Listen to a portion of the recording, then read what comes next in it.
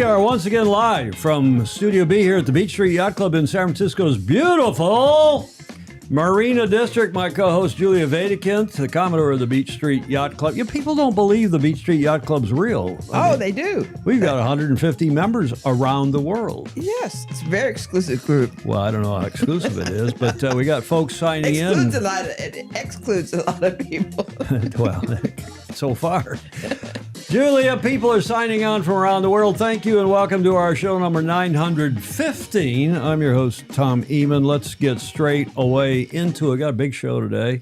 Lots to cover, lots of topics. Julia, the first one here on the starting line is Happy Friday and Happy British National what? And British National what? We're celebrating actually two different British national weeks and days. Oh, I have no idea. And there's Jody Shields. I'm here, bum crack. See, I told you. If it had been anyone else's bum crack on the Tuesday show other than Jody's, we would have been criticized, Julia. Indeed. We would have been criticized, but luckily we weren't. So let's carry on here with the starting line. FOSI Focus, Kayard, Golden Lily, Dolly DeVola, Joe Holtzman in our opening segment today, the FOSI Focus. The FOSI Focus, Julia. Yeah. Coaching Corner, John Emmett, who says, use it or lose it. That's what he says. That's what he says. And we got a couple videos from John, actually a shorter one, too. Ace C38, the tease. And I told you all, some of you last night, the check is in the mail, and that's what it's saying at the bottom of the slide because it looks like there's a Czech challenger. At least a gentleman from the Czech Republic will tell you all about that. His name is Karl Komarek. He's a Maxi owner, has the Maxi V. We'll fill you in on all that. Oh, that good. is a one here's, Julia. Oh, that would be wonderful. You like one here's, as I know. I do. The Aussie 18-footers, the ostensible world championship, the J.J. Giltonen is on. They had their first race today, Friday. And, of course, it's Saturday down there now, so they're ready for the race. Actual number one was the practice race on Friday.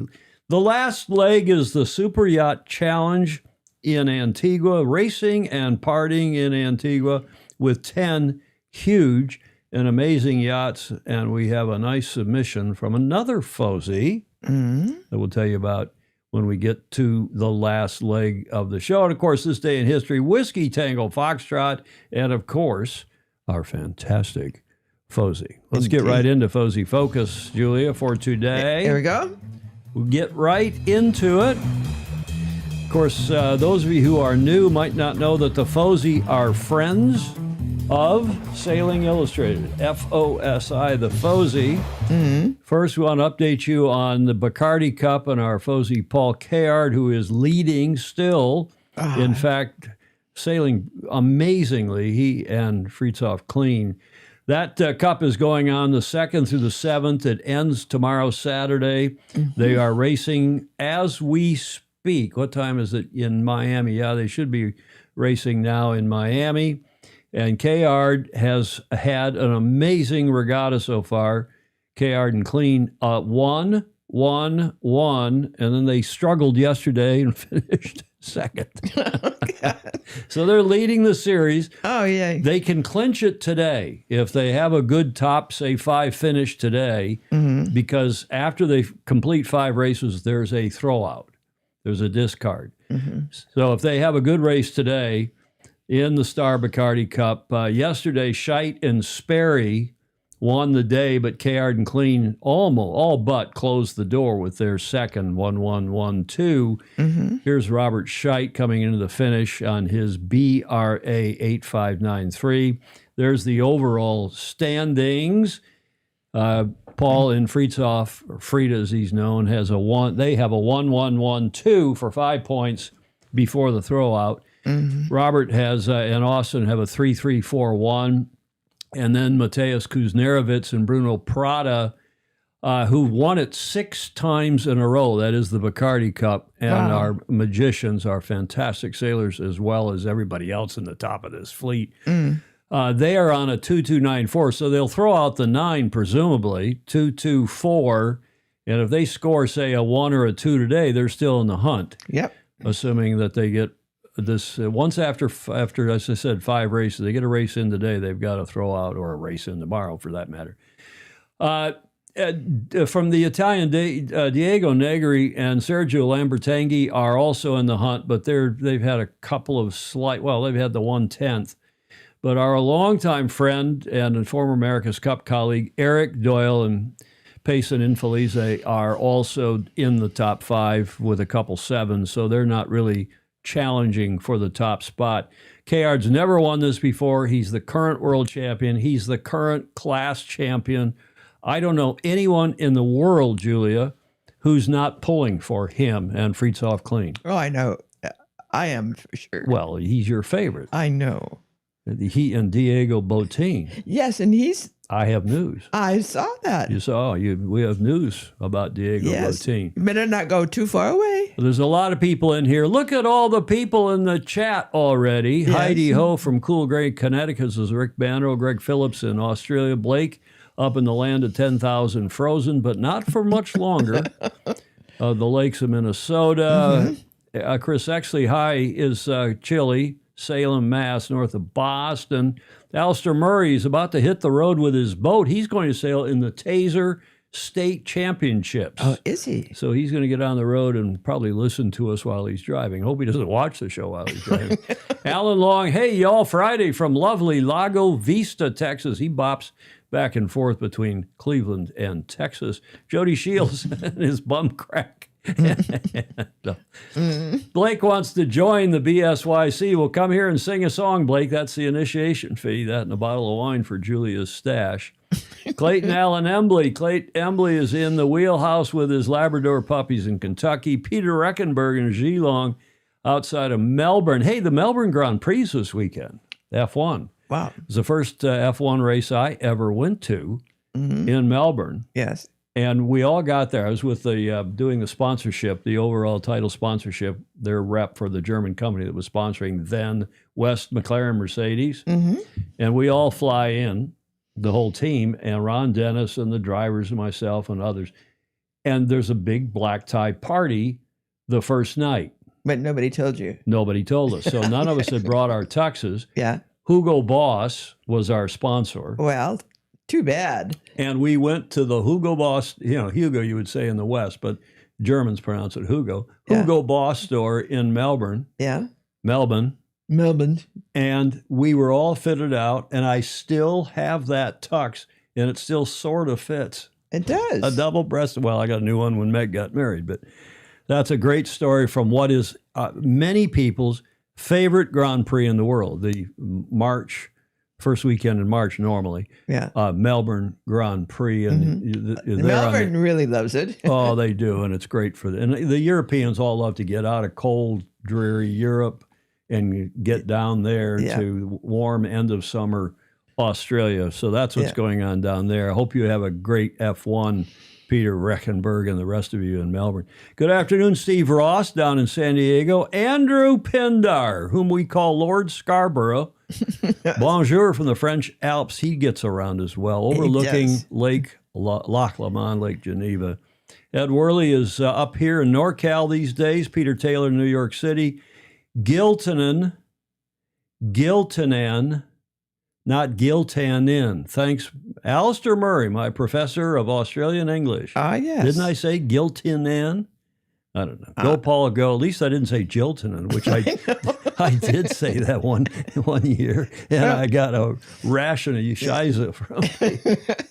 Well, we need that, though. We don't want to be incorrect. Go, Paul, go. The race is posted, not clinched today. So what does that mean, Baton Rouge? Give us the results, if you can, please, in the chat. I assume he's talking about the results in Miami because it's now 1 o'clock. It's 4 o'clock down there. Yeah, he took 6th today. He did 6th? Yeah. You've seen that. Okay. Yeah. Clark Chapin saying good day from Plymouth, Michigan. So we'll see how the others did. KR, there's Fritz Mueller, who's in Miami.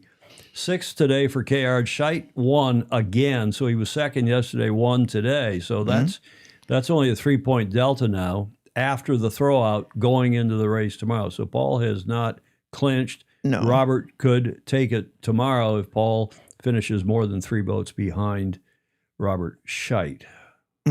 one of the best sailors, as it's Caird for that matter, but one of Yes. the best sailors in the modern history of the world, Robert Scheidt from Brazil. Let's Steve Atkins checking in from the frozen river of Connecticut, the Connecticut River. Racing, their spring frostbite series continues to be postponed. Oh my goodness! Well, wait till you see the snow they've got up in Colorado, Julia. Yes. Got a nice slide from Joe Holtzman as well. So that's what's going on. Race 5 is tomorrow, meaning today, when I prepared this slide. Discard after now, in effect, as Fritz Mueller was saying, after 5 races, and then tomorrow is the 6th and final race. So it's going to come down to the wire. It's not clinched by Paul Caird and Fritzoff Clean, at least not after 5 races. Robert Scheidt very much in the hunt. How is anybody else? Can you tell us how is Kuznerovitz doing? What was their score today? Somebody know? Put that in the chat if you would, please. So just wrapping that up, this is from Magnus the Magnificent on his Rule 69 blog on Substack. Caird came ashore after yesterday's second place, saying, quote, there are a lot of world champions, a lot of top quality sailors in this class. Everywhere you look, you are in a battle, unquote. And Magnus wrote, that's true to a degree. And if you find yourself over the line or stuck, which Kuznerovitz yesterday was over the line early, he and Parada. If you find yourself over the line or stuck mid-fleet, it's tough everywhere to try and climb back. He calls Kuznerovitz Picasso and Parada Nuryevas, what's that? Nuryev, of course, the Russian ballet dancer. Yeah. Proved that on day 3, today they were scrapping again and hit 4th, their 6-year streak almost certainly at an end. That is Kuznerovitz and Parada's 6-year streak. So he scored, Clark Chapin's looking at the standings, Kuznerovitz scored a 4th today, so he's 12 points net, 4 behind Scheidt, so that would make him 7 behind Caird, and I think Magnus predicted that yesterday, that his streak is almost certainly at an end. That's Magnus the Magnificent. Wheatley, writing on his Rule 69 blog. Turning the page, we'll update you on what's going on in the Rolex China Sea Race. We told you on Tuesday that Golden Lily, Li Zhu, joined the defending champion Happy Go for this race, and they are not winning, at least not line honors. Line honors were taken by the Alive Rampage team, and they did this race in a hurry. Philip Turner and Noel Chan's Reichel Pugh 66 Team Alive Rampage crossed the finish line at Subic Bay in the Philippines. They raced from Hong Kong down to the Philippines on Friday the 6th, today, at 13:15 local, claiming line honors in the 2026 Rolex China Sea Race from Hong Kong to Subic Bay in the Philippines. That's a race that's run every other year. There is a perennial top boat in that campaign. The second to cross the line was Standard Insurance Centennial 5, Ernesto Echauz's Reichel Pugh 75, and the 2023 line honors winner, choosing a route closer to the coast to take advantage of the developing sea breeze. They finished at 15:43, so a couple hours back on Friday the 6th. So how are Golden Lily doing? I believe, I checked with John, he tells me she is in the red here. So we're seeing their backs as they start in Hong Kong a couple days ago on Happy Go. And the wording in the press release from the very fine organization, by the way. I get good press service from them. As Centennial 5 and Team Alive Rampage celebrated their arrivals, the battle further offshore intensified. The defending line honors and IRC overall champs, the TP52 Happy Go, was locked in a dramatic neck-and-neck duel with fellow TP52 Standard Insurance Centennial 7. That's a newer boat. The two boats traded the lead repeatedly, but in the final 2 hours, Happy Go found an extra gear, ultimately edging out Centennial 7 by 41 minutes Oh, good. at the finish. So they are in the hunt for the overall, but there's another boat that, if I remember well, may act down in the lower, may get the overall ORC or IRC winning result, the uncorrected time. Clay Embley saying, Subic Bay, sailor, there's a time and place for everything, and it's called Subic Bay. It used to be a big naval base, U.S. naval base in Subic Bay. Alex DeGosta saying, while Italy celebrates its Olympic spirit again tonight, Miami is witnessing a different kind of Italian magic in a class where the writing moment is absolute. There is no more elegant or delicious way to optimize performance than through some strategic carb loading. The masterful interpretation of the Bacardi Cup's unique weight provisions. Cheers to the most tasteful ballast in the fleet. Nice line. That's nice. Another FOSI focus. This came from our FOSI one of our FOSI in Sydney, Julia. You know what that is? Well, that's today. Sail GP leaving Sydney on a container ship bound for Rio, and our super FOSI, Andrew Dolly DeVola, New York Yacht Club style. Yeah. The New York Yacht Club people, a lot of the aficionados, look at the higher end people, use their first initial. Yes. And their middle name and their last name. So I'm using for Andrew Dolly DeVola, I'm using A. Dolly DeVola. I would be T. Frederick Heeman in the New York Yacht Club. Claire Harrington, I'm just joking. You know that. Yes. So that ship is leaving. Dolly DeVola got that picture for us. And after the dismal event last week, and a lot of people think it will not, that is Sail GP, will not come back to Sydney with that terrific event they had in Perth. And then again in Auckland. Maybe they'll cut out a third down under regatta, or maybe have it someplace else. Yes. Who knows? Who knows? David James said he had a recurring problem in Subic Bay. The rum was so cheaper than Coke that a rum and Coke was undrinkable. Always had to ask for extra Coke. Only place ever. Yes. I wonder if David sailed in the Rolex China Sea Race. So he did? He did. It's out of the Hong Kong Yacht Club. He was a member of the Royal, and I believe still is a member of the Royal Hong Kong. Yeah, and he saved a whole season with them, I think, or maybe two. Maybe not all of those seasons, but he did. Okay, well, that's FOSI Focus except for this one. Just a reminder that at least here in the Northern Hemisphere, it is still winter. That is in Estes, Colorado. That's from Joe Holtzman. He said as of this morning, they've got 8 inches, and it was still coming down. He said it's a beautiful day. Reminds him of Michigan, where we all grew up. Known Joe for, I guess, 60 years, give or take. Great sailor, great interlake sailor, and long since retired. He's been in Colorado for quite some time. Dogzilla Monster says, I believe that the Sail GP ship is en route back to Auckland, presumably to collect the French boat from Southern Spars. Good point. Yes. Good point. That's Dogzilla Monster, a.k.a. Stingray up in Seattle. Stingray, I was talking with him last night. He says, you know what? If you want to release my real name, you can do that. I said, well, Stingray, you come on the show and we'll expose you because you've been in the witness protection program for so long. Yeah.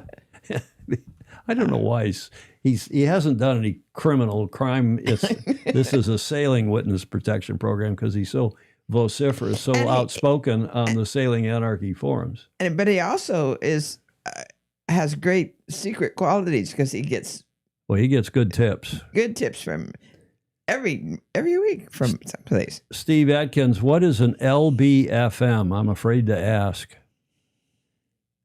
What is an LBFM? Steve Ross, 90 containers on that ship. Really? Now, and is that, here's another question. I've asked several people, and people don't seem to know, is that a ship that's been chartered by Sail GP and has all of their own stuff on it and not much else, if anything? Or is it a scheduled freighter that is scheduled to go from Sydney to Auckland and then Auckland to Rio, for example. Yes. I don't know. Somebody in the chat will probably know, so please tell us. Blake Sale, my sister and nephew in Steamboat Springs sent pics of the big snow there. Steamboat Springs, of course, also Julia in Colorado. But, you know, the snow's fine as long as it's cold and dry. What's bad is when it comes down and then melts and you've got salt and dirt all over the roads and you fall. It freezes at night. This is the problem in Michigan. It's 40 during the day. Yeah. 40, obviously, Fahrenheit. And then it freezes at night, goes down to 20, 25, and everything freezes. It melts during the day, freezes at night. And then you're out slip sliding around, you fall on your elbow and break your elbow. Of course. Or you fall on your keister, which, in Jody's case wouldn't be too big a problem, but he's well padded. It's cracked already. Jody is cracked. Oh, I'm sorry. Clay Embley says, who's a captain, of course, and a mariner, he says, that's not 90 containers on that ship. Dogzilla Monster says the ship is operated by Sail GP sponsor DP World. Oh. This one is new as of this season and is larger than the previous ship. So is it custom for Sail GP? Is that right? I doubt it. Greg Phillips says, nice one, Julia. Sorry. See, now they're blaming me for putting that picture of Jody's cracked butt on the show. It was you who encouraged that. Oh, I did. Not me. Joe Holtzman, thank you very much for those photos, and that's our FOSI focus for today. Julia, what are we celebrating today? I told you it was something British. British pie. Okay. Pie Week. I like the word culinary, not culinary, but either way, a culinary tradition cherished across the British. Have you had British pie? Yes. You must. Everybody's had them, right? These savory delights encase rich fillings embodying a heritage of comfort and satisfaction. Yeah, not just steak and kidney, Fritz, but, the whole, man. Pie is a dish that can bring so much variety to people's lives, savory or sweet. This dish has been around various forms since the time of the ancient Egyptians and has been a loved favorite by many since. In today's world, the British have been known for their amazing, the Aussies too, maybe the Kiwis, but their amazing selections of pies, and thus there are many people who want to celebrate these achievements, including this one, Julia. In the Victorian era, the city became a more desirable place to live. The rich people moved back to the city, pushing the locals east. So the locals couldn't afford to eat in what they used to call up west. And that's where the pie started to come into fashion as a way of using the cheaper cuts of meat. So it was predominantly made from minced beef. Workers were working long hours. They didn't have time to go home and start making pies. So the evolution of the pie shop came about, where all the workers could go and get a wholesome meal of potatoes, sauce, jelly deals, and their pie readily made for them. Around the same time these pie mash shops came about, the Thames was heavily polluted, and the eel was actually one of the only fish that could survive in the polluted water of the Thames, hence why it became a staple of the Londoners' diet. Britain on a plate. Eel, and why would you eat eel out of a polluted river? I mean, I guess if you didn't have much choice, but still, I know. Just because it survived and it's got that eel's got to be. Eel done well is really good. Is it? Yeah. Is it? Yep. Okay. They're still arguing about how many containers on that ship. Steve Ross says that photo's overexposed. There are at least 20 containers on deck. Dogzilla Monster, a.k.a. Stingray, I read 110 containers in some article recently for all of Sail GP. Now we're back to the pies. Yeah. The eel. Okay, so that's good. Well, here's a comment from John Oliver, the British comedian who's been over here on TV. We in Britain stopped evolving gastronomically with the advent of the pie. Everything beyond that seemed like a brave, frightening new world. We knew the French were up to something across the channel, but we didn't want anything to do with it. Oh, too bad. Now, Julia, I played you one video so you wouldn't think poorly of me, but believe it or not, I have another, and this is how this is from the most famous pie shop apparently, in London and what they serve. Let's talk about pie and mash. Manzi opened their doors in 1902, which goes back further than the First World War. The handcrafted traditional English pies are served with mash that's scraped onto the plate and that bright green liquor. I doubled up and this whole portion cost £9.30. The pastry's light and crispy, and they're filled with what I think is like a beef mince. The pies tasted really good, and the mash was super buttery. However, the eels were not for me, unfortunately. They were disgusting. They still have the bone in. Oh. You can't take a date to mate. Enjoy. I'm with Alan Long. Jellied eels? No, thank you. Have you had jellied eels, Julia? No, I haven't. Look at that guy's face. There's Don Riley. Good evening from the Yacht Club de Monaco. Yes, I know. Isn't that nice? That's quite a nice. And Blake, though, is saying that sushi is a good example, that Julia is right on about the eel. Yeah. Oh, man. Oh, yeah. And the Japanese have lots of lovely ways of doing the eels. I'll pass. I'll skip it, Julia. I love sushi. I can eat a lot of things, but look at that guy. Well, yeah, I don't want to chew the backbone either. I mean, Phil Laffin says we had fried and breaded eel every Christmas Eve, Italian style. mm-hmm. Smoked eel is delicious, Tier de Jong says. See, you all are more adventurous than I. Mm-hmm. I'm just sort of a simple country boy and crouton from Michigan. And in unagi is yeah. the Japanese word for eel. And unagi. I see it there in Yeah. Blake's Mhm. comment. Well, Okay. I'm sorry. I'm just a simple culinary crouton from Michigan. Well, you'd be surprised. I'll see if there's an appropriate time to introduce you to good. Clark Chapin says, look on his face like the McDonald's CEO tasting the Big R. Did you see that, Julia? Yes. They've come out with this, McDonald's has, with this ginormous double cheeseburger. I mean, it's got double meat, double cheese, God knows what else. Right. It's so big you can't barely get it in your mouth. Yes. And the CEO was on video. I don't know why he allowed himself to be videotaped trying to bite into one of these things. It was a commercial. And of course, after he says, oh, it was really good. Yeah, right. It hasn't. I just heard that it hasn't been a great hit. Well, it's early days, but double bypass, maybe a triple bypass in a box. Alistair Murray says he agrees with you, Julia. Unagi is delish. Mm-hmm. Clay Embley, I'm with you. Eel, we call that bait.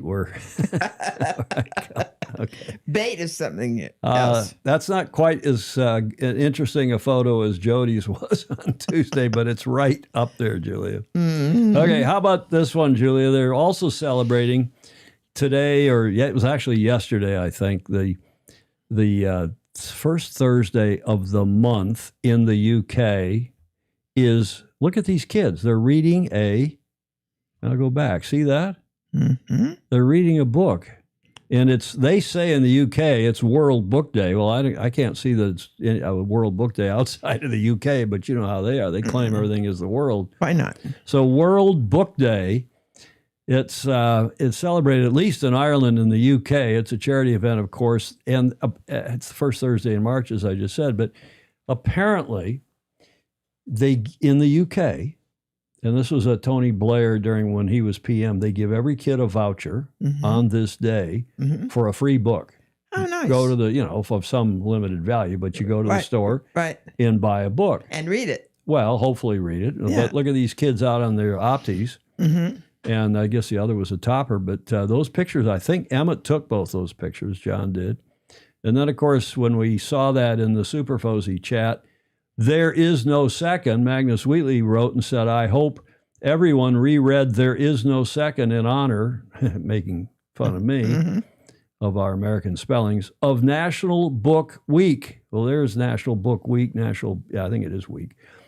John Emmett, I did not ask those kids what they were reading, just recommended they keep the books dry. I have Magnus's book, I think, right here. Do you? Yeah. And some of my other books just went down. You used to, yeah. Claire Harrington will think poorly of me because I think it was the New York Yacht Club. Never mind. It'll be fine. St. Francis book, yeah. There is no second. Let's see if that will autofuck us. Yep. Should. Yeah. Yeah, it does. There is no second. That's Magnus's book, the definitive account of the first race in 1851 for what would become the American Cup. Oh, he says America's Cup. Yes, of course. With he a does. foreword by Grant Dalton. Aha. Magnus the Magnificent, Magnus Wheatley's book, There Is No Second. And it's I think my rule book went on the floor too. Yeah. Well, the rule book's still here. Can't lose that. I keep the rule book handy. I have a New York Yacht Club. I have a New York Yacht Club and an Ida Lewis and a St. Francis Yacht Club. And then I have Jonathan Weston's book, which I promised to review. I've actually I've strummed through it. And he sent that, and we promised to review that in due course, and we will. Jonathan, thank you very much for sending that. Mm-hmm. Clark Chapin, an avid racer, would be reading the rule book, which is available in a waterproof version. Of course you're right. Oh, gosh, Clark. Hey, how about a current rule book? That one is 6 years old. Well, I can get the current rules online, so I have I'm out of date. I'm old, Clark. Give me one of your rule books, right? That's it for what we're celebrating today, Julia. But just a program note, my twice my biannual rant about locking the clock. Because once again, here in the States, the times, they are a-changing on Sunday. Mm-hmm. It drives me nuts. As I've said over and over and over again, I don't care if we lock ourselves. This is an anachronism. This is old-fashioned World War I stuff. It's going to save energy. It's going to help with this or that or the other thing. It doesn't do anything except cause more accidents, more heart attacks, yada, yada. Helps in some very minor ways. But you can change your own time. You can get up earlier or sail later, whatever you want to do, depending upon what the sun time is. I don't care if we lock the clock on standard time or lock it on daylight time. I would give the many states the option to do whatever they want.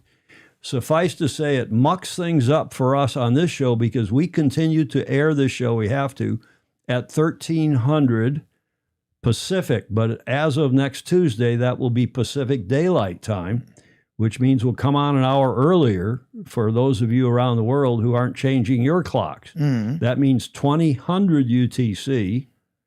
2000 UTC. It's same time in Britain. 2100 in Western Europe. 0700 the next day in Sydney, and 0900 in Auckland. Mm-hmm. But then, Julia, it gets worse because it all changes in another few weeks when Europe goes on summertime. Yes, I know. The last Sunday of this month. Mm-hmm. And then, of course, Australia and New Zealand go off. They're on daylight time now, on summertime now.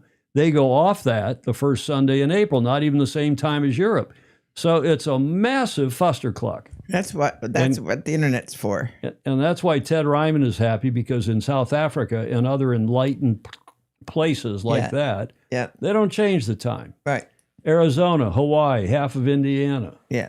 Indiana, Indiana. I read a big article this morning. I don't know where it was from necessarily, but evidently British Columbia has voted to stay on. Julia, a lot of places, including states here, have voted to do one or the other. But until the federal government releases them from the National Time Act or whatever that of 1973 or whatever it's called, but I do think it would Uniform Time Act or something. Yeah, it'd be awful to have 45 states and 45 times. Well, you wouldn't. You're gonna. The states will get together and say, "Hey, let's all stay on standard time here in this area." Yeah. Or people, it's just changing. That's the problem. It is. That's the problem. Mark Michelson, who is our weather and more expert guru, he's saying, "You're lucky, Tom. You live in a state that only has one time zone. Mm-hmm. Idaho has 2 time zones. Ugh. Yeah, you can figure that out." I think Australia has 7 or something. Well, I don't know what goes on up in the territories, but Russia has a bunch because they're such a big place. Yeah. And yeah, there's some half-hour time zones in Australia, which I don't quite understand, but I'm not here to tell Australia how to do their time zones. David James, if we could get the save the minutes TFE spends talking about this topic, we would really save some daylight time. It could be worse, Clay Embley says. I had a girlfriend that said her biological clock was ticking. I think I failed. I think I failed biology. Alan Long, I don't know if President Trump said that or not. I've heard Marco Rubio say he wants to keep, the Secretary of State wants to keep everybody on summertime year round. But I don't care. You know, there's some places that maybe ought to be on standard time year round, like Hawaii is. That makes sense. I give it the final comment to David Stevens, who said, I've lived in Arizona for over 25 years. I've learned to love, quote, lock the clock, unquote, philosophy. No matter how you change your clock, you don't get more daylight. Just like the old, the Indians. Remember the Native Americans, Julia? They said daylight savings time is like having a blanket and cutting the bottom foot of it off and sewing it onto the top. That's Blanket's still the same length. The period of daylight's the same. Yeah. Crutonic. So David Stevens, thank you for this. Just adjust your schedule. Businesses, schools, stores, everybody, do your stuff when it's light out if that's how you like it. Couldn't agree more. Okay, end of rant. We may be really close now. There's so many people talking about it and so many would-be laws to be passed. I wish you were right. I fear you're not. I fear you're not, Julia. Oh, how could I be wrong? David James, you can't have beer can races in summer without daylight. Not true. You just start them earlier, David.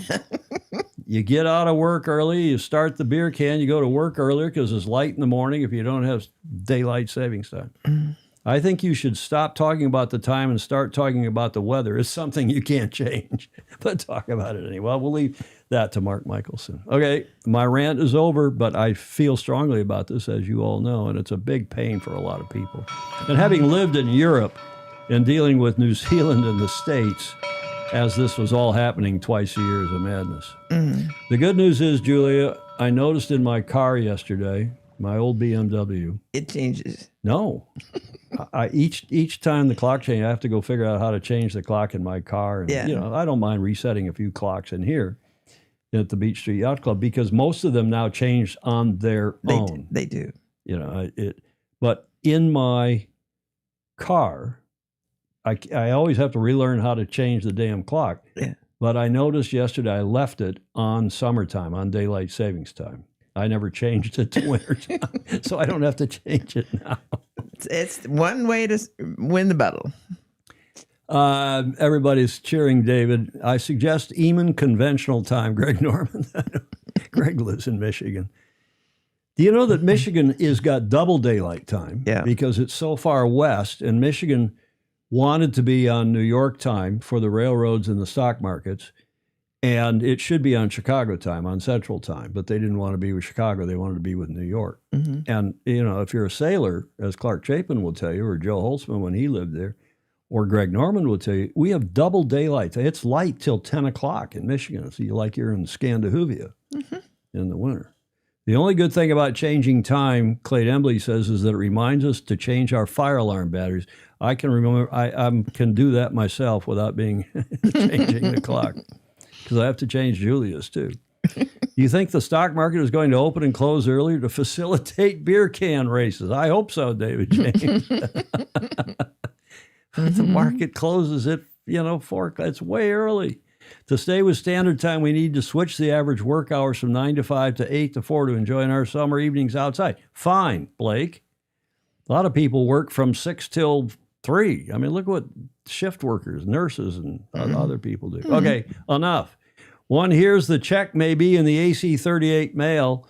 Julia, we'll get to that in a second. Promises. And remind me to tell you where that came from, because that was a Stingray-ism. Which brings us to John Emmett's Coaching Corner. Our Super FOSI John Emmett checking in. He's back home in the UK, and today his topic is use it or lose it. Hi, Tom, Julia, and all the FOSI. So, sorry, Tom, this was a little bit of a late report, but we got there in the end. And today's Coaching Corner theme is pretty simple. Use it or lose it. So I've just got back from Australia. It's the second season I've done in a row. And it's been a long time since I went to Australia for a prolonged period of time before that. The last time was in the run-up to the 2000 Olympic Games. So somehow everything seems very familiar, but also quite new. And now I'm just feeling so much more settled in. And I'm already starting to plan a trip back down under. I suspect maybe 90 days before the Auckland Sail Grand Prix. I'm not sure what's happening in Australia, whether there's going to be another Sydney and another Perth. But for me, Sail GP have been absolutely fantastic events. And it feels like it's a lot of the people I coached or was coaching at the time and now doing that event. I mean, I remember chatting to Tom Slingsby in Medemblik about, keeping his weight down for what was then the laser, and the difference between the sort of physiology and the psychology of the eating. And yeah, that time has gone in a blink of an eye, and he's now CEO of Bond's Flying Ruse. And I would just love Lily actually to get involved with that stuff. But I'm now back in the UK, as you might be able to tell from the lighting here, or lack of lighting, because it's still a little wintry. And one of the things I was talking about is use it or lose it. So my beloved van has been sat in Imberhorn Farm for quite a while, and I made at least one mistake, which was the little wire-free charger for my phone I left plugged in. And I had a completely flat battery. I mean, completely flat. It took over 5 minutes of somebody helping me with leads to get to the point that lights even came on, because I was away for a long time. So yeah, that was a bit of a lesson, but I got the engine going and eventually charged the battery up. Off we go. So I thought. Then the next issue was the gears were completely stuck, as in with a manual I could only get third and fourth, and that's really not ideal, having a stiff lever when you've got arthritic wrists. So one of the things I had to do was to get the full range, which involved using both hands to wiggle the gear stick back and forward and spraying good old penetrating oil everywhere. But it's just amazing how much it's stiffened up out of lack of use. And I just think that analogy is so important for real life, like a skill set. If you don't do something, you sort of forget how to do it. If we think about, aging well, one of the really important things is to keep your mind active. And I think that's why actually retirement for me is probably a non-option, because I love doing what I do. And then physically, if you don't use it, you lose it, and your joints stiffen up. And these days, I would say I spend more and more time looking at that, looking after the body. I said I was recently coaching a sun fast, 3600, so Tigris, and simple things like to do the Pilates, have the hydration tablets, and just generally get fit and stronger only helps. I mean, you can be too heavy or too light for a boat, but you can't be too fit, and the flexibility, as long as you have the strength, is really important. And I think that was one of the things I missed the most when I was in Australia. With the constant travel, something I'm going to try and limit a little bit more, so I'm going to limit it in the following season, is I didn't have that regular Pilates, I didn't have that regular wrist treatment and all that sort of stable stuff, and just like my gearbox, everything gets tightened up. But with a lot of hard work, I'm now back in Weymouth, sat on my sofa and looking forward to spending some time in Castle Cove and European racing. In fact, I did make it back just for Curry, but at that point I was only driving forwards because I didn't realise that the reverse gear got completely stuck. But we're all free, back to normal, and I hope everybody is having a good time at the moment. and I wish you all the opportunity to sail fast, sail safe, and have lots of fun. Yeah, and I knew we'd have a comment from Jody Shields. Julia, I can't believe it. That's worse than that Jody Shields cracked butt thing we did on Tuesday. He's talking about a stiff lever when you've got arthritic wrists. He's talking. I was. Julia said, "Why are you laughing?" Because the double entendres. I have such a dirty mind. You do. And he's talking about using oil to penetrate. So I mean, excuse me, John. This is a family show. We are G-rated here, John. My goodness, Julia, what kind of a show are we running? And what does Jody say? Great advice. Jody say. Great advice, John. When your lever is stiff, use 2 hands and some lube and work that thing until it's free. Oh gosh, you guys! It's Friday. I couldn't believe it. I'm glad I didn't see all of John's. I usually look at the beginning. Yeah. Watch the first minute or so, and then sometimes I have time to watch it. I don't always have time to watch all these videos, right. But I'm glad we turn our mics down during the videos because we're both sitting here, especially me laughing my proverbial. Oh, man. John Emmett, as we always say at the end of his report, we've got the big push on all of us, and thanks for your continuing support, especially those of you at World Sailing. Especially, we want to do everything we can to support World Sailing in their effort to return sailing to the Paralympics in 2032. The Aussies are working hard on this as well. Alistair Murray and his now successors he was president of, as you all know, of Australian Sailing, and now his successor and others, and those of you up in the Brisbane area are all working on this. Ted Ryman says, I love your warp. I got a joke from Ted that was the funniest joke I've had from anybody in a long time, but it was too foul to run. Steve Groover says, TFE, you don't have a dirty mind, just a male mind.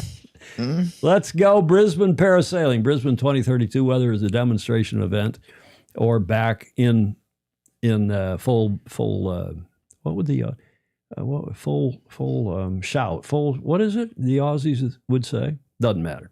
We want to get back into the Olympics one way or another with parasailing.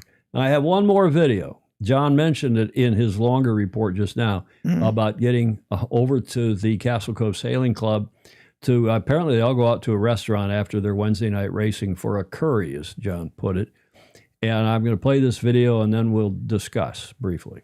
Hi, Tom, Julia, and all the FOSI. Sorry, no microphones, etc. But we were talking about social.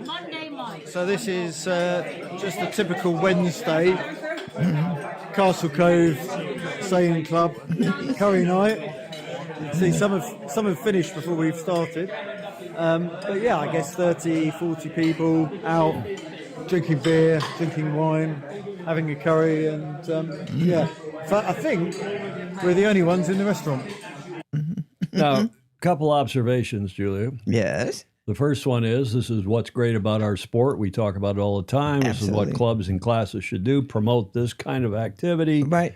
We do this, as Clark Chapin will tell you, at our home club right after the Thursday night racing. Everybody comes in. They set up a great big long table in the dining room of the club, and we all eat together and trade, war stories of that night's racing and beyond. It's great fun.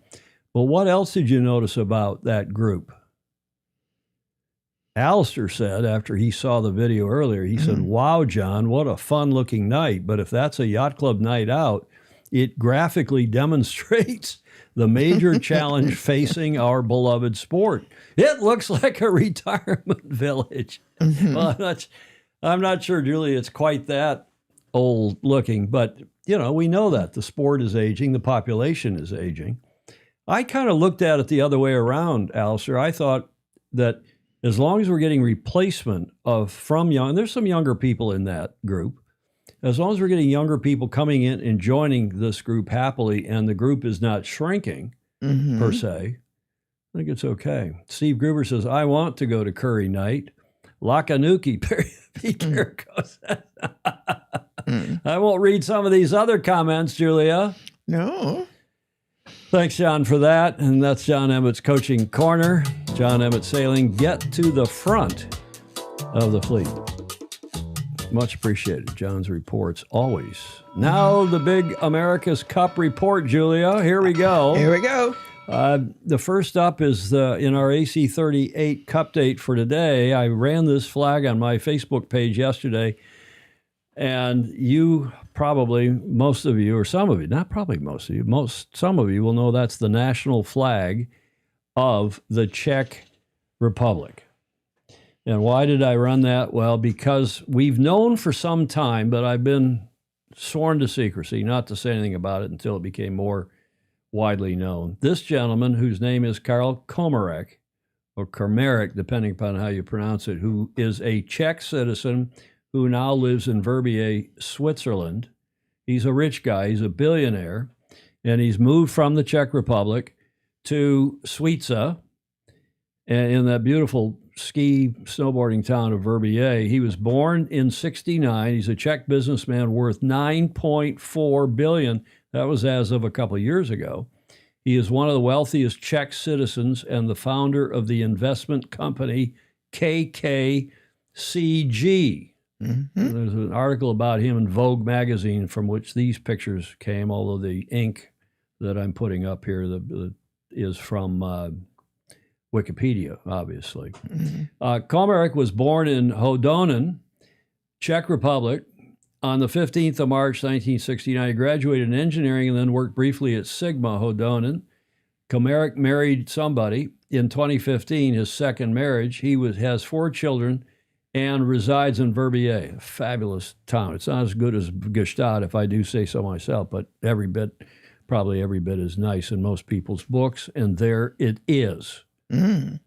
A wintertime vista of Verbier in Suiza. Mm-hmm. Now, what is he famous for besides running this company, which has been running lotteries in the UK? So he's kind of in the gambling business, which has a bit of a, some people it gives a bad taste in their mouth. His company runs the Illinois, in our state of Illinois, state lottery. Mm. And you know what Illinois is all about.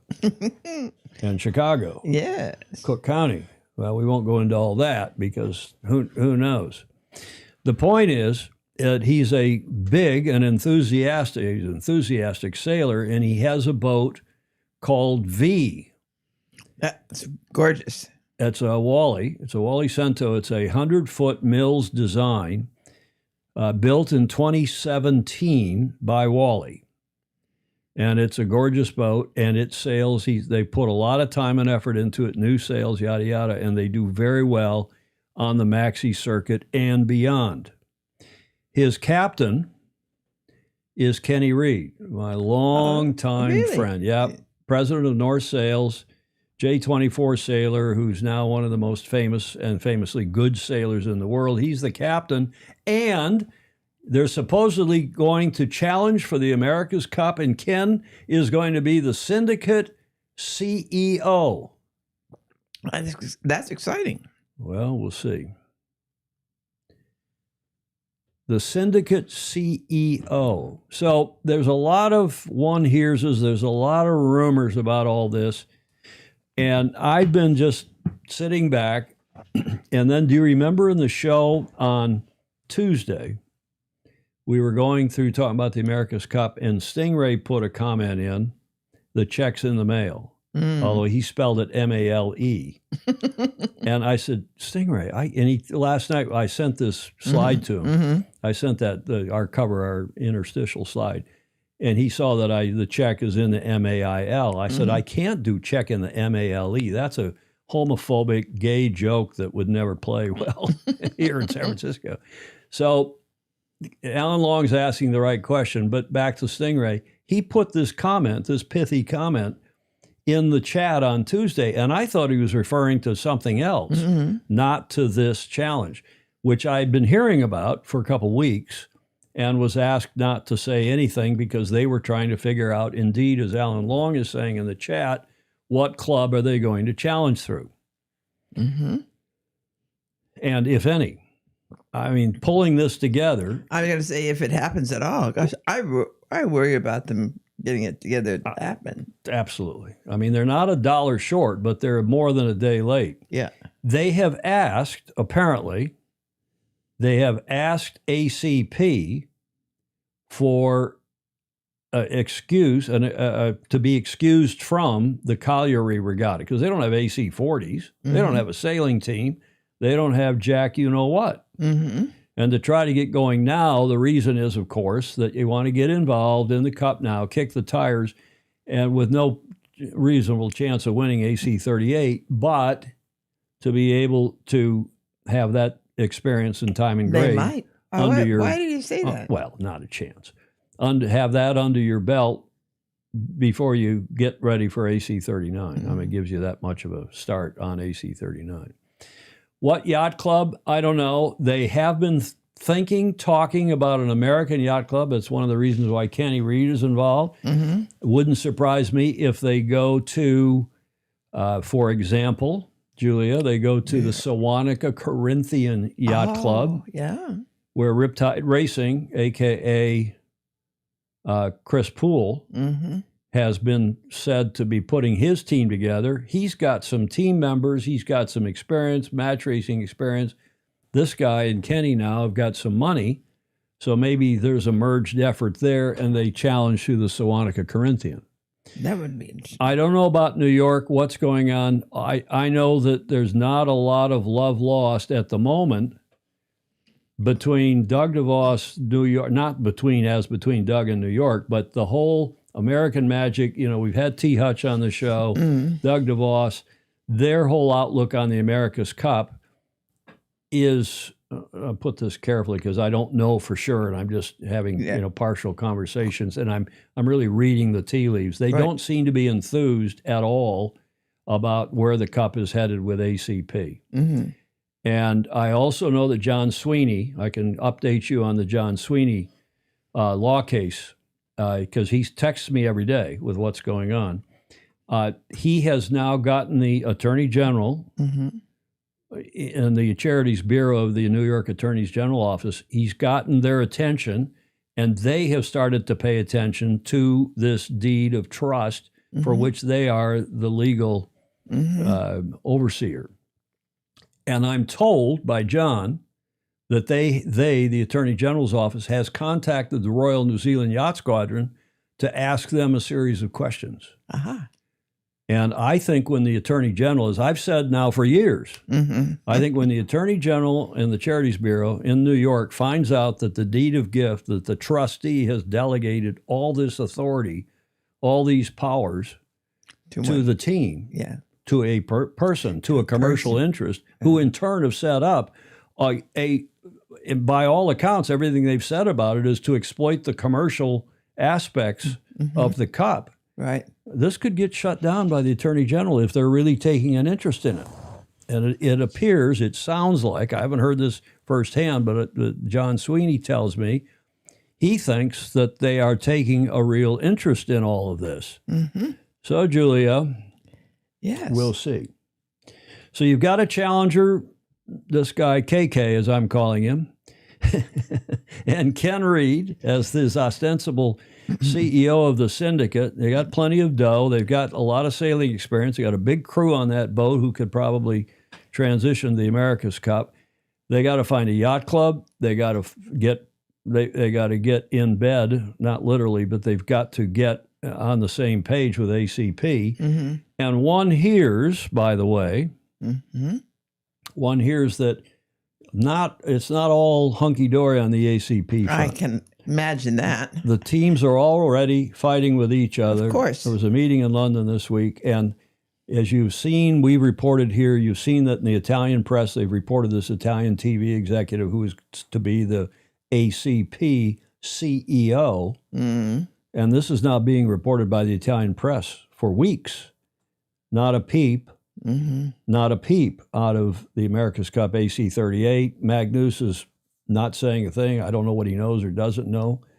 And I don't even want to ask him because we know he's got to report whatever Mr. Dalton tells him to report. Right. So, Julia, I think this whole ACP thing, I think the America's Cup is an even bigger fustercluck than I imagined. Yes. And Steve Gruber's saying if the AG is investigating, that's good for Sweeney.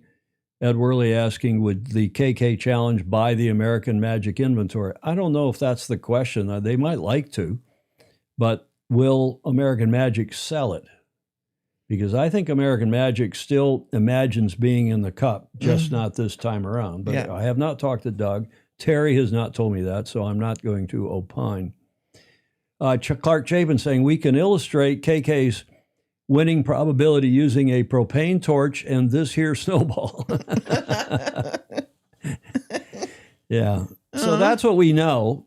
And It gets more and more interesting. well, it is interesting. It is as, that old soap opera, as the world turns. Well, as the cup turns. Yes.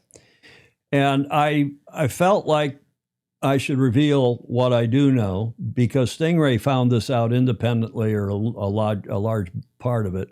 Yeah. And I thought when Stingray and I compared notes, I said, okay, well, I'll go with this on Friday's show and tell you what I do know and what I'm hearing. Right. Margarita Bottini Marshall Yes. also is searching high and low for details on all this. And I don't get it. By the way, there's been a big protest and a whole lot of action in Naples about Bagnoli, where they're trying to put the team bases. Look, there's always local upset about the Olympics, about major events like this, people trying to squeeze money and leverage out of, get out of the government. So I'm not going to get all too excited about that. Naples will figure out how to host the America's Cup. I'm not too, whether they do it at Bagnoli or someplace else, so I'm not too worried about that. However, the ACP madness and the Attorney General and what they're trying to do with the cup is wrong. As Ed Worley says in the chat, read the deed.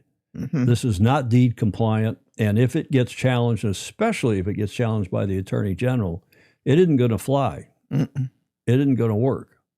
Steve Gruber, in my humble opinion, there's no way to know right now what boat's rule will be in effect for AC 38.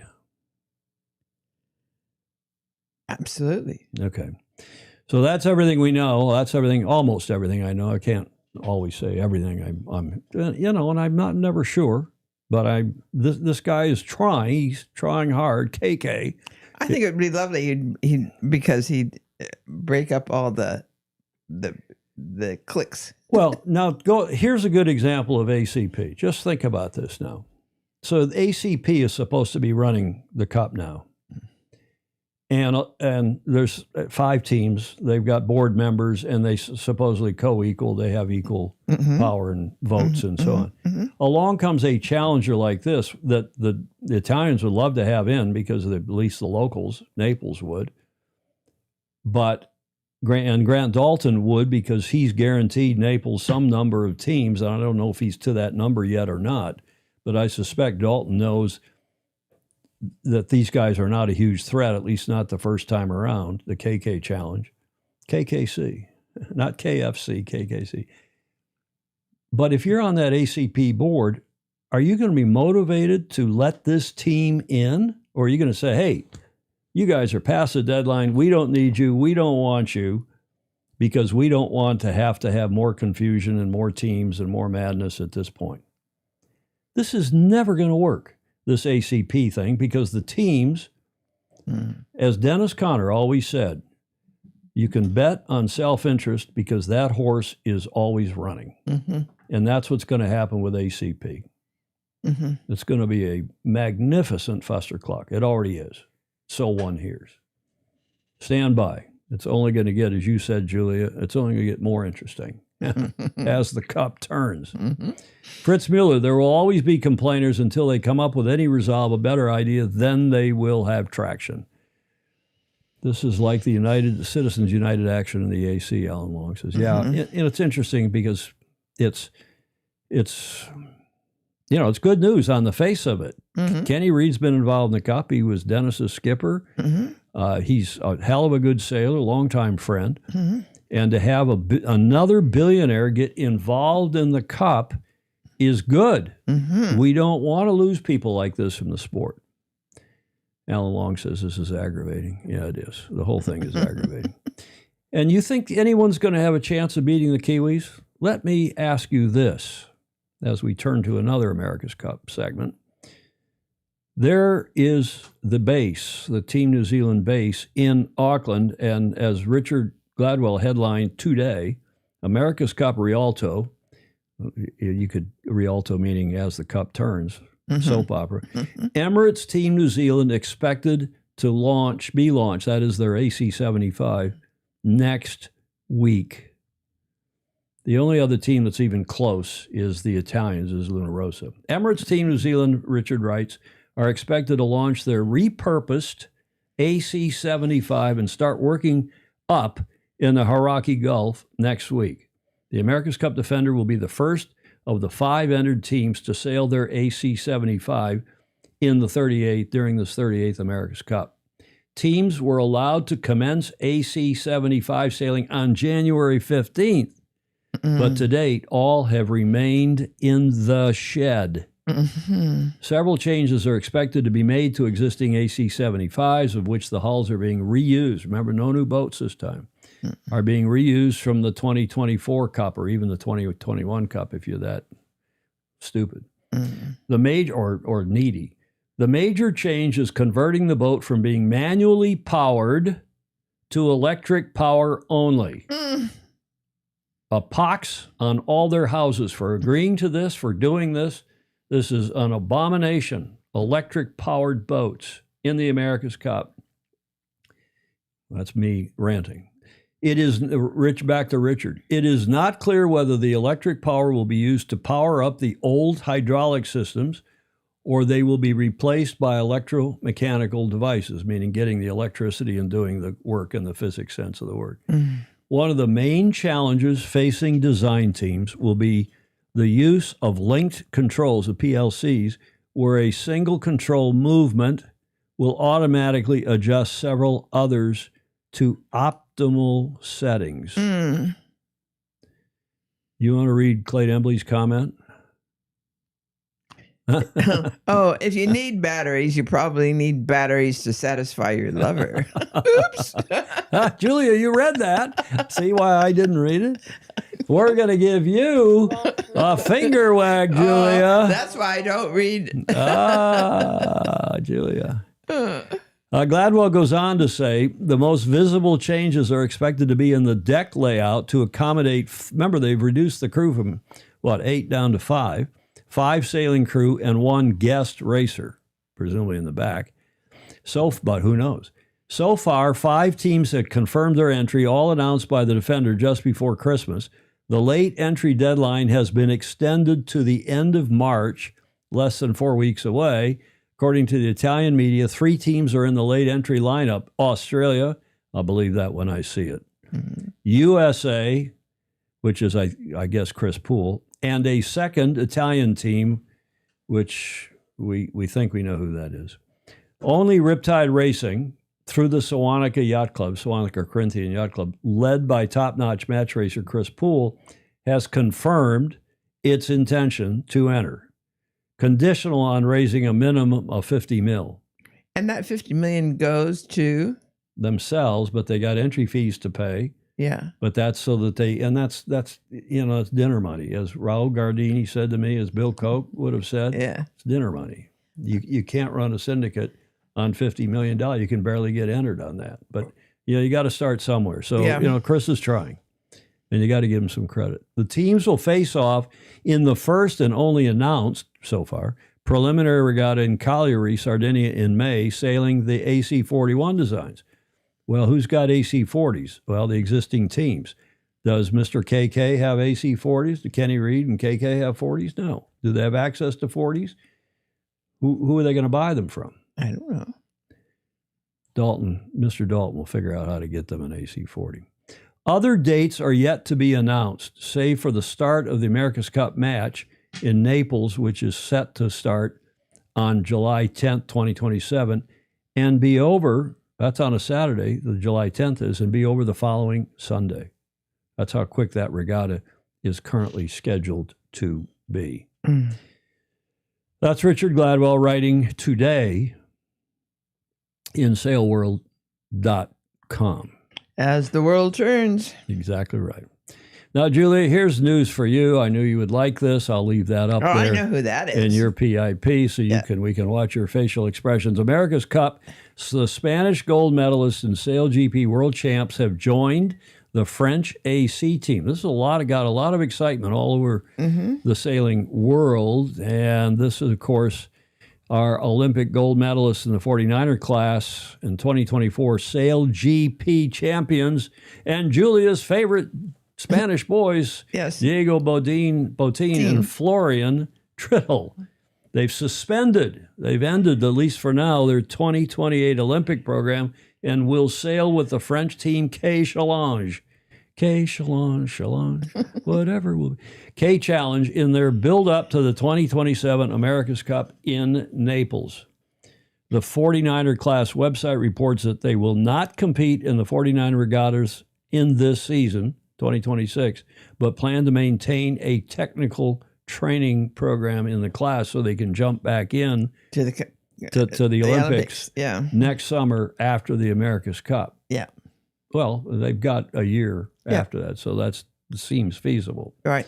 So this is Richard Gladwell writing in Sail World Today. Again, in 2027, they will combine the America's Cup campaign with a return to 49er competition at the World Championships in Gdynia, Poland, next summer after the America's Cup. The event will mark the first opportunity for nations to secure Olympic qualification spots for LA 28. Remember, World Sailing sets up certain regattas, and you, as a nation, one of your sailors has to go and finish high enough in these certain qualification regattas to secure a berth, because it's not all comers like it used to be. It used to be every country that wanted to send an Olympic team in a given class could do so. Now you have to qualify because they keep shrinking the Summer Olympics, including and especially our beloved sport, the entries. So they've got their work cut out for them. After the Cup concludes in summer 2027, the pair will fully resume their 49er Olympic campaign. Plus, they're doing Sail GP, don't forget. And that's all courtesy of the 49er website and more. Richard Gladwell wrote that as well, for which we are grateful, and he sends me the links when he posts it. And if you're not reading sail-world.com, if you're not reading Magnus the Magnificent's Rule 69 blog on Substack, you're missing a lot, because those guys are prolific and good. And if you're not watching this show regularly, you're in trouble. You're in real trouble. Julia, Alan Long says AC sailing is theoretically becoming power motor boating. No. Now, just before we leave that topic, let's just stick one more thing in here, Julia. There's been a lot of talk, especially after this, and this is on Sail GP, but there's been a lot of talk in the past months, and Russell himself has said this, that he's thinking about putting motors on the Sail GP boats so when it gets light, you can use some limited amount of power, push a button, the propeller under the boat turns, and it helps pop the boat up onto the foils. And you get, like Formula One, when you have that opportunity to use that extra power boost. Do they? Yeah, they do that. They have that now in the straightaway. It gives them a little bit of a power boost for passing in the straightaway, in effect. But this would help. This would, for the first time, put propellers on racing yachts that are working. We're not talking about cruising boats. We're not talking about super maxis. We're talking about yacht racing in one design and or this level of Grand Prix sailing. And there's been a lot of talk about that since this disappointing series that took place in Sydney, when it was so light and they were displacing most of the time, or a good bit of the time. And maybe that is being given further consideration now, to put propellers on the Sail GP boats to help boost them onto the foils. All I see that doing is boosting them onto the foils, and they're going to fall off. And if you get, say, 3 of those power boosts, big deal. I was going to put it to all of you here today as a corrector crutonic, because, well, there's a lot of people commenting on this, and most of the comments around the world are not, shall we say, positive. We'll talk about that in a future show. Let's get to this day in history, Julia. What happened on this day in history, the 6th of March, 1853? 53. Oh. 2 years after AC0, after the first, what would become the America's Cup, that race around the Isle of Wight. 2 years later, here's your first clue. There is a weak connection to sailing. Yes. If I told you that's Giuseppe Verdi, who lived from 1813 to 1901, the famous Italian composer, would that help? It should. 1853 is the date where, does that help? That's Carmen. Isn't it? Close, but no cigar. Oh. That is La Traviata, La Traviata. the opera in 3 acts by the Italian composer, by Verdi. And I won't read all this stuff, mostly because I can't pronounce it all either. But the opera marked a large step forward for Verdi in his quest to express dramatic ideas in music. La Traviata means the fallen woman, Julia. The fallen woman. We don't have any of those around this show, do we? No. Or the one who goes astray, and refers to the main character, Violetta Valerie, a courtesan. Yes. A courtesan. The opera features, have you seen this opera? Yes. I'm sure several times. The opera features some of the most challenging and revered music in the entire soprano repertoire. The aria Sempre Libera at the end of Act 1 is especially well known, as is the opening song in Act 1. Do you remember the opening song in Act 1? And that's what brings this around to our beloved sport, the connection to our beloved sport, and maybe to this show. Da, da, da, da, da.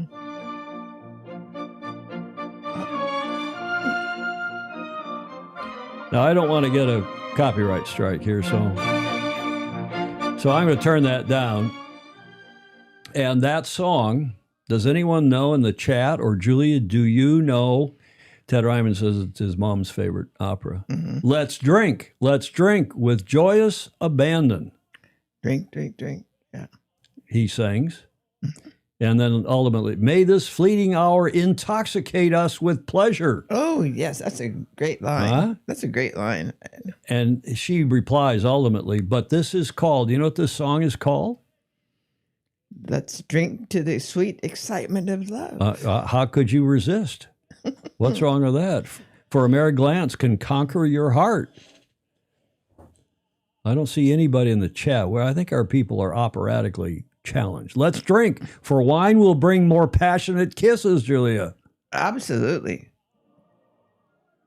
And as I said, she does reply, but we don't need to go into that. Look at the bed right in the middle of the set. Okay. That's Diana Damrau and Juan Diego Flores, the Met. That's the Metropolitan Opera in New York in 2018. They sing the Act 1 drinking song, it's known as, in the December 15th, 2018 live and HD transmission, the production, yada, yada. The drinking song. And if this is the drinking show with a sailing habit, it's got to be our it's got to be our opera, right? right. That's what I thought too, Julia. So that's what happened on this day in history. Verdi's opera La Traviata premieres at the Teatro La Fenice in Venice, Italia, on the 6th of March, 1853, and was opened with the drinking song. Clark Chapin, I married a music major, and I've got no clue. Commodore Harrington. Commodore Harrington goes to the opera regularly, or so one hears. And I don't know, I'm sure she's been to this one as well. Julia's been to it. I've been to it, not in New York. I was actually to it in Italy. If there's enough power available to flap the wings, I think it might work. With the cyclers, the power was not, they're back on having powered sail GP 50s. Unbelievable. Guillermo Bracamonte, nice to have you on. Guillermo, nice to have you on. That's a good way to start the weekend, to drink. Drink. Julia, Yes. we got a great event going on down under. Let's go back to Australia because the JJ has started. They had the practice race today, Friday.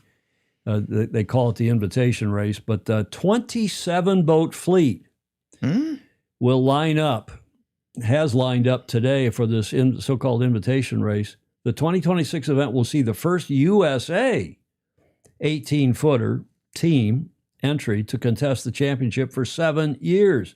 They're sailing the 2022 and 21 of the old Yandu skiffs loaned by John Winning Jr., the skipper of the championship favorite Yandu. The 3 U.S. sailors and I've not heard of any of them. I wonder if any of our FOSI in the chat will have heard of these guys, who will race as Yandu USA in the 9-race regatta are Mikey Radzowski, David Liebenberg, and Evan Sostedt. Sounds like a Finnish name.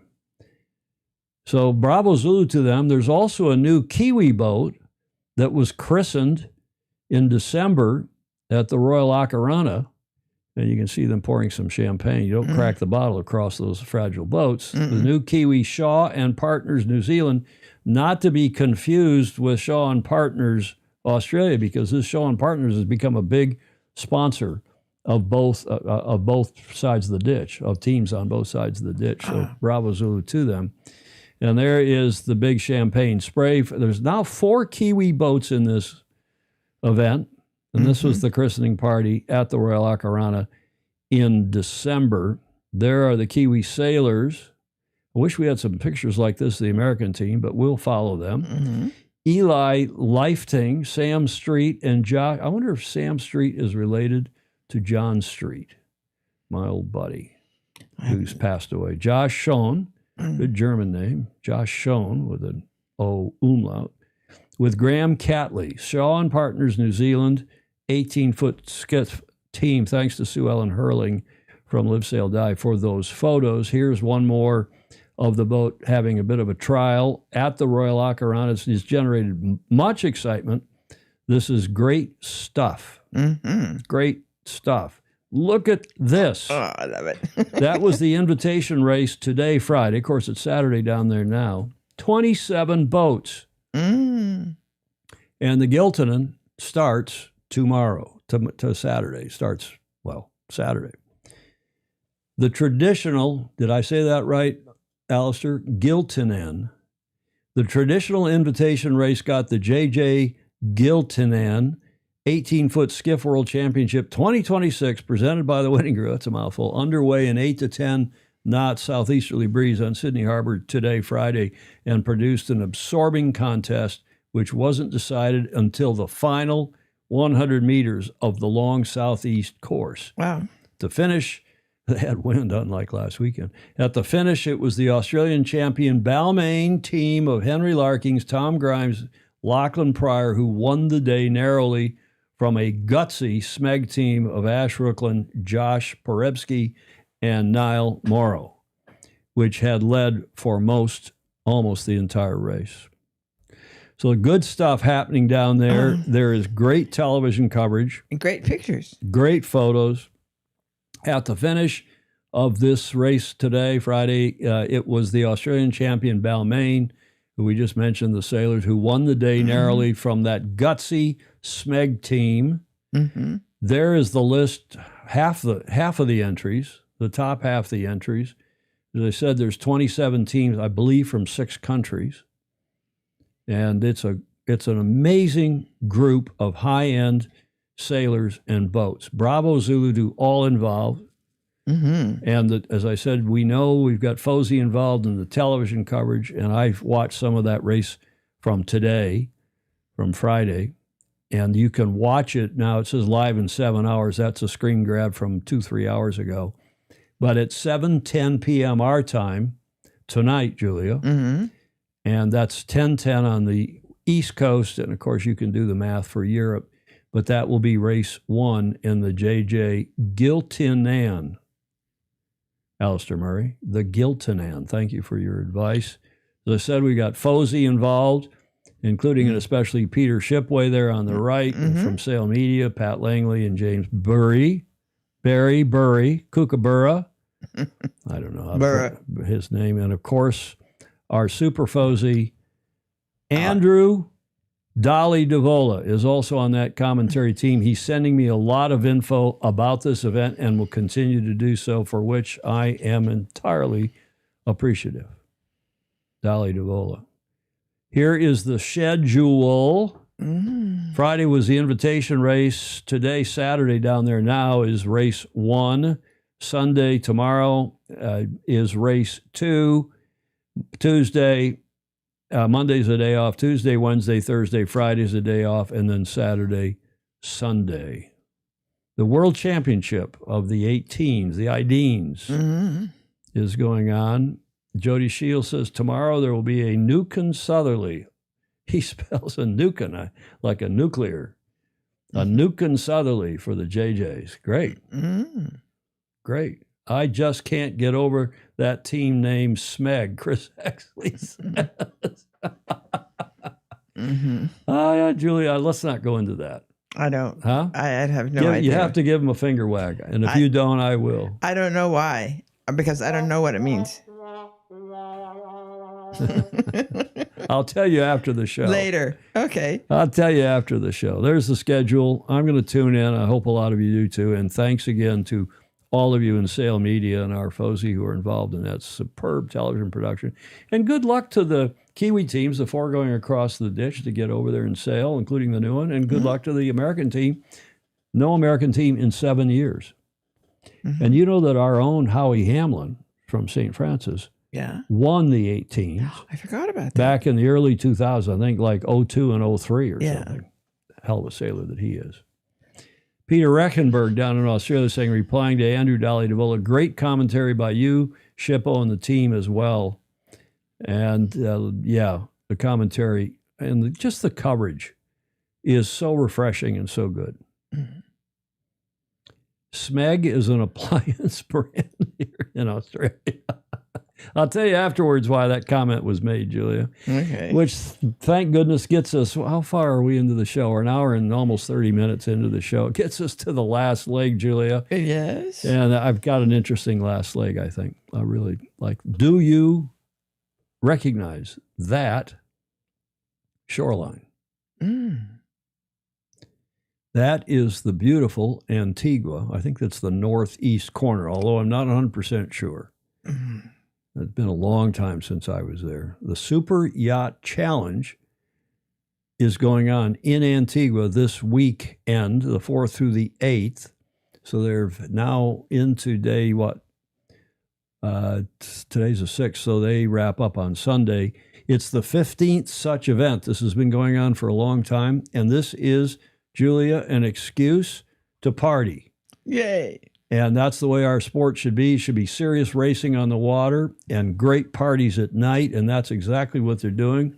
The Super Yacht Challenge is an invitational event open to super yachts in excess of 30.5 meters with a valid ORC Super Yacht Rating Certificate.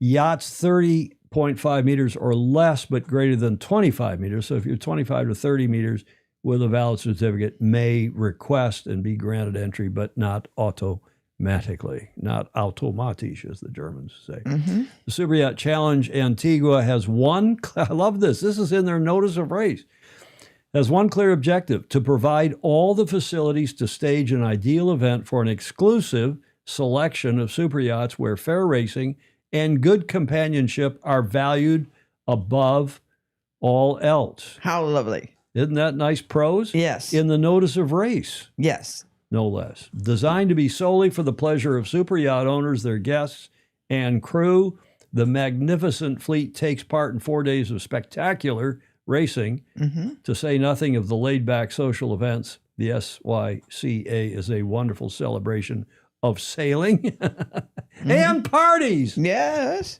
As it should be. And parties, Julia. Yes. I loved it. The racing is competitive, but the SYCA is dedicated to pure fun afloat and ashore, where all participants enjoy a relaxed party atmosphere free from commercial endorsements. Now, how many teams would you guess are there? You know, these are huge boats. Do you think there are 3, 4? Then they told us. How many? I don't think they've told us yet in this prose, but maybe they did. Julia? There are 10 boats, 10 of these huge boats there. Yeah, I was going to say 11, but yeah. And what a great mix. Fair racing and good companionship, Blake says. Yeah, indeed. You know who that is? Famously good sailor from the UK, GBR. That's the Super Yacht Racing Association manager, Shirley Robertson. Oh, that's Shirley. Shirley's there organizing this thing. She organizes it throughout the year. This is our longtime friend, and FOSI, the principal race officer, who's an international race officer in IRO. That's Hank Stewart. He's been on this show from Rochester, New York, and I've been on a show at the his wife's ladies' club in Rochester, talking about the America's Cup. And look at these yachts. Beautiful yachts. This is Heteros. They smashed they had a round the island race yesterday, and they smashed the record.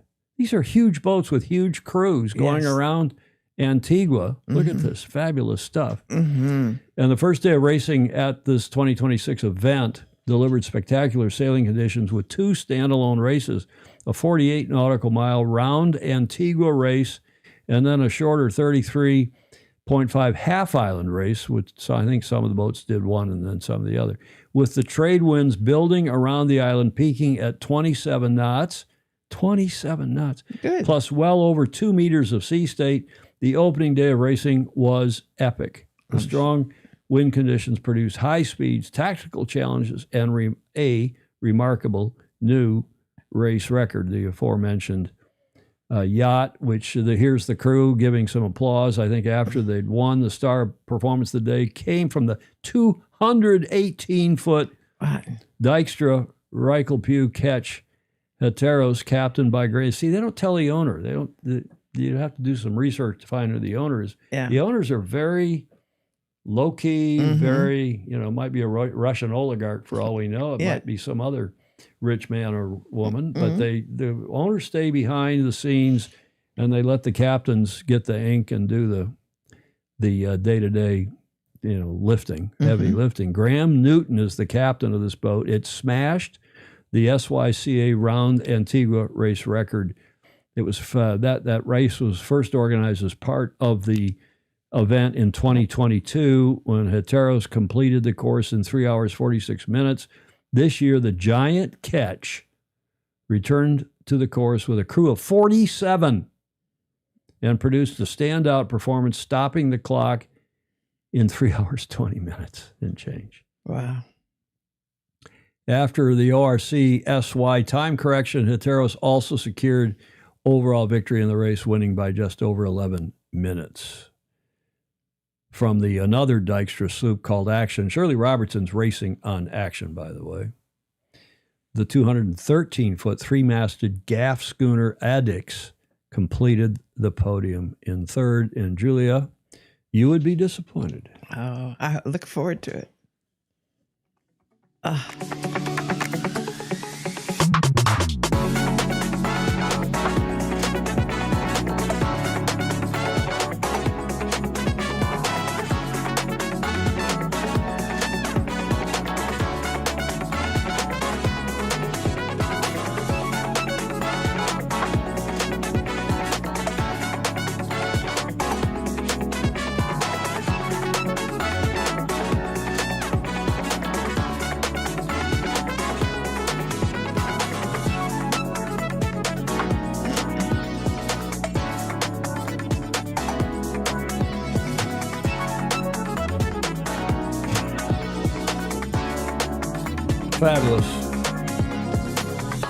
Fabulous.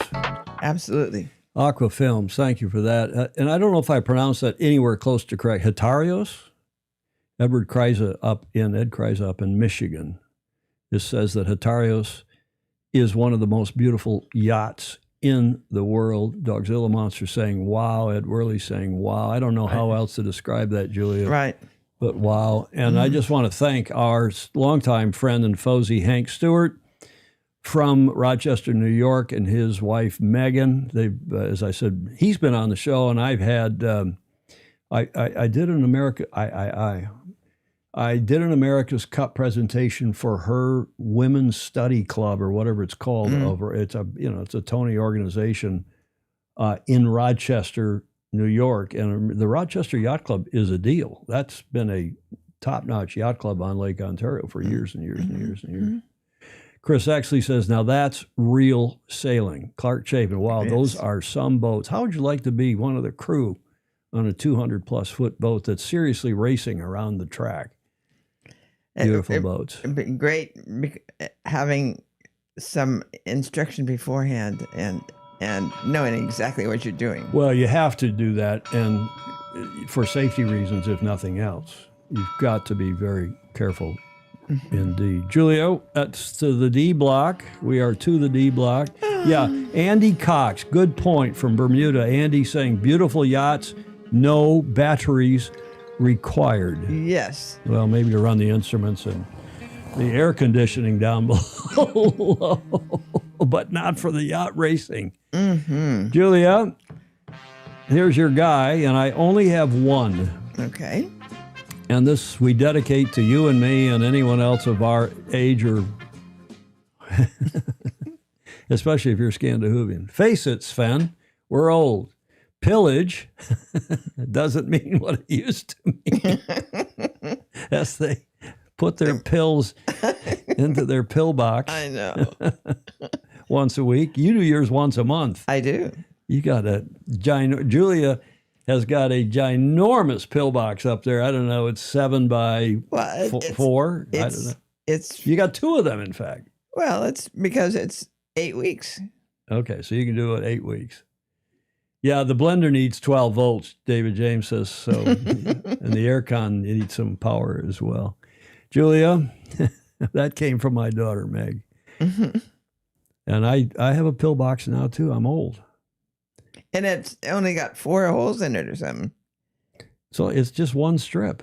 Yeah. It's trying to make yourself feel young. Yeah. Here. It's just one strip. Yeah. Where's my camera?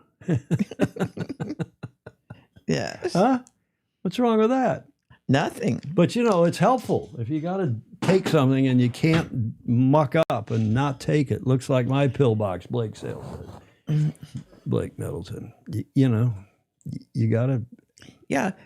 Yeah. Somebody, it wasn't you. Somebody came in this morning and said, you haven't taken your pills.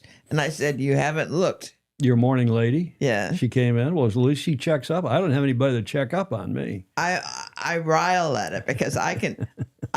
Once it's done, and you can just tell at a glance whether you've done it or not. Well, I always mark it down in my book, too. I'm so anal. I have to be very careful. Okay, enough of this. All the smartest people sail. Blake Middleton reminds us with his meme, the Einstein meme. Blake Middleton, thank you very much. And my dad always likes to say, sailing isn't for everybody, but it is for anybody, which is how we end the show at the finish line. And we ask Julia to say, yes, please like and follow and share. Lots of good stuff in this one. And please, if you're so inclined, watching in replay, comments are welcome. We leave the comments open. One of the, I was thinking about how wimpy some of these people are who do YouTube videos, who are perfectly able to do a live show and involve people and get comments and have this whole beautiful community of people that we have involved watching every show. Right.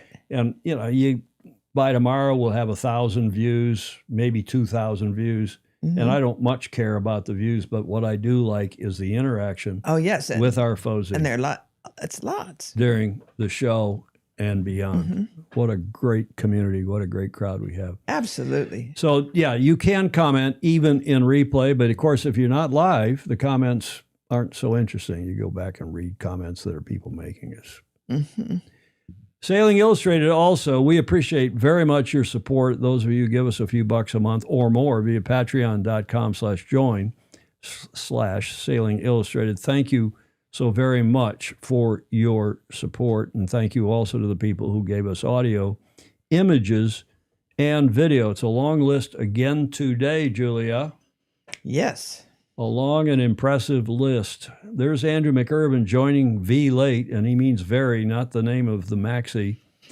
Andrew, he's probably been out at the opera or the theater. He goes to the theater a lot. It's Friday night. Who? Andrew McIrvin. Oh, yes. In London. Mm-hmm. And I pinged Andrew this morning while I was preparing the last little bit of the show, and I said, what does V mean for this guy, KK? Mm-hmm. Carl Comerick. What does he named his yacht V? Mm-hmm. And he said, damned if I, he didn't say damn, but he said, darn if I know. I don't know what it means. We're all trying to figure it out.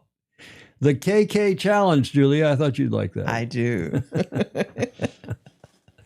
Search 18 footers for TV cover. It's real easy to find. It's called 18 footer TV on YouTube. And you just Google it and it pops right up. And you go to the live tab, like with this show. If you go to the video tab, you think it shows, it doesn't, it go to the live tab, and that's where it is. Mm-hmm. The boat is called V with a capital V. But Steve, what's that stand for, Steve Gruber? I don't know what it It's stands an for. elegant check mark on the stern. Maybe. Yeah, it is. I like the logo. I like the graphics. Yeah. Okay, enough of all that. And just a reminder, next Tuesday, we're on daylight time. I'm not going to go through the whole rant again because you're all sick and tired of it, I'm sure. But the times they are a-changing. And just for those who are joining now, like Andrew McIrvin here late in the show, we will be airing this show for the next 6+ months at 1300 Pacific daylight time. We spring forward an hour on Sunday. That means 2000 UTC, at least for the next, well, UTC will stay the same. But Europe's times are changing, and Australia and New Zealand's times are changing. And we've got this 3-week period where everything is mucked up beyond a fare thee well, as the late, great Commodore Harry Anderson would say. All I have to do is ask your computer, and it'll tell you. Well, you do, but you have to. If you don't know what happens, every time this happens, we get this change. People then miss the show because we're on an hour earlier than what they're used to. When we spring forward, in the fall we back up, and we're on an hour after they're expecting it. Yeah. Okay, ask Kenny. I will. I'm going to call Kenny up and see. Thanks, Peter Stevenson. Pedro, thanks for all your support and guidance. And Peter gave us this Crutonic corner, which is back here, and it's all filled up, Peter. And we still have a lot of cool stuff on there, thanks to you. How do you spell V in Czech? V for vendetta? I don't know about that. But thanks, you all. Appreciate it very much. And by the way, I think we're going to have Andy Rose and Josh Hyde, the superbly good New Zealand match racer. He will be at Gov Cup this year. And the two of them will be our guests on Tuesday to talk about Governor's Cup, to talk about all the youth match racing that's going on down under, and the superb season or two that Josh Hyde has had, is having, because he'll be up here at Gov Cup, and we'll preview the Gov Cup a little bit and start our road to the Governor's Cup 2026 Gov Cup, which is the last week of July down at Balboa Yacht Club. So we'll have them on as our guests, I'm pretty sure. I don't have 100%. I got 95% confirmation that is going to happen on Tuesday. Okay, Julia, speaking of Tuesday, have a great weekend wherever in the world you are. And in the meantime, go sailing. What a good Sail idea. fast, sail safe, and have fun. Ciao for now.